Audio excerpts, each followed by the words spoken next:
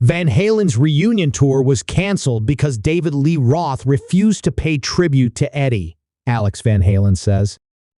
Van Halen rockers David Lee Roth and Eddie Van Halen had a fraught relationship for decades, and that's what torpedoed a planned reunion tour following Eddie's death, the band's drummer Alex Van Halen, who's Eddie's brother, told Rolling Stone.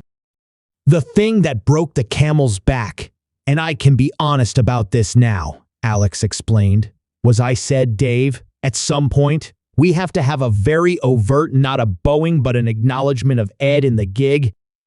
If you look at how Queen does it, they show old footage.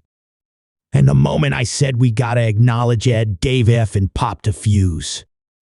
The vitriol that came out was unbelievable. Alex Van Halen had spoken to Brian May of Queen about how that group manages to continue touring without its late, former lead singer Freddie Mercury. Eddie Van Halen died of cancer in October 2020. To him, Roth appeared to be offended by such a suggestion, and Van Halen wasn't having it. Related, Wolfgang Van Halen reacts to David Lee Roth's "This effing kid" tirade. I was born into this Van Halen drama. I'm from the street, Van Halen said. You talk to me like that, motherfucker. I'm gonna beat your effing brains out. You got it? And I mean that.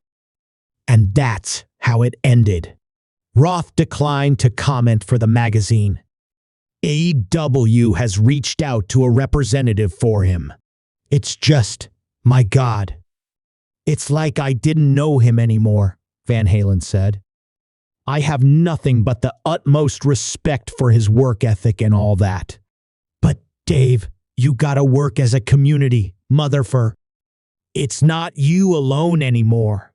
He said he wasn't too disappointed the tour didn't work out, though, because he's still suffering the effects of a 2022 back injury. It's too bad on one hand, but it's fine on the other. Because now, in retrospect, playing the old songs is not really paying tribute to anybody, Van Halen said. That's just like a jukebox, in my opinion. To find a replacement for Ed, it's just not the same. Still, Van Halen told the magazine that he and his former bandmate keep in touch.